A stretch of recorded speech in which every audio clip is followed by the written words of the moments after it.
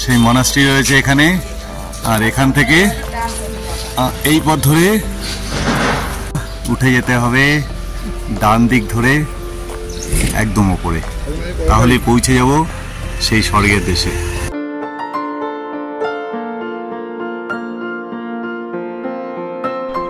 এমন সুন্দর একটা জায়গায় উঠে এলাম, মনে হচ্ছে যেন সুইজারল্যান্ড।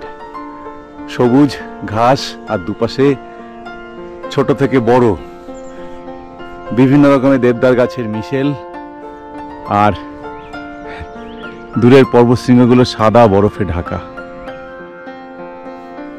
এখনো গ্রামের বাড়ির অস্তিত্ব রয়েছে, শেষ প্রান্তে দাঁড়িয়ে আছি একদম।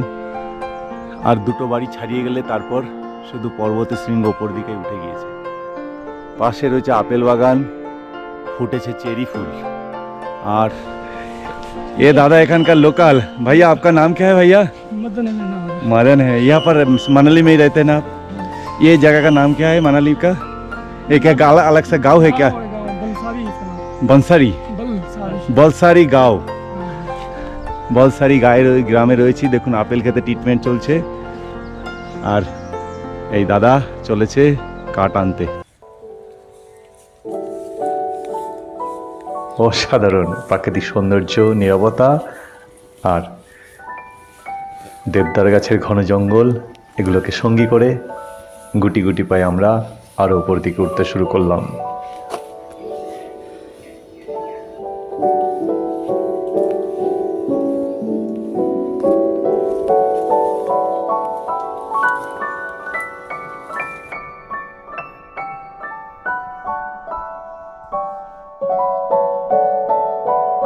এমন ঘন জঙ্গল, এমন সুন্দর পরিবেশে হারিয়ে যেতে কার না ভালো লাগে।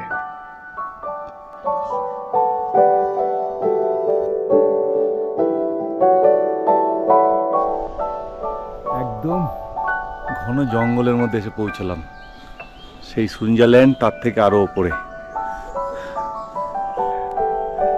মজা মজা মজা। শুধু হোটেলে বন্দি না থেকে বেরিয়ে পড়বেন যেদিকে চোখ যায়। নতুন কিছু, ভালো কিছু অবশ্যই আপনার জন্য অপেক্ষা করবে সেখানে। ছোট্ট অ্যাডভেঞ্চার হয়ে গেল সকালবেলা। খিদেটা বাড়িয়ে নিলাম, শুধু পেটের নয় মনেরও।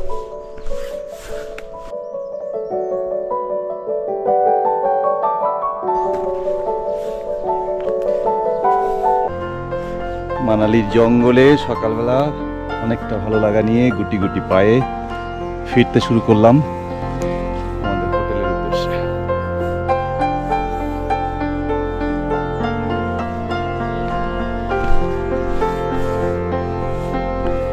এই পথ ধরেই উঠে এসেছিলাম, নেমে এলাম খুব দ্রুততার সঙ্গে।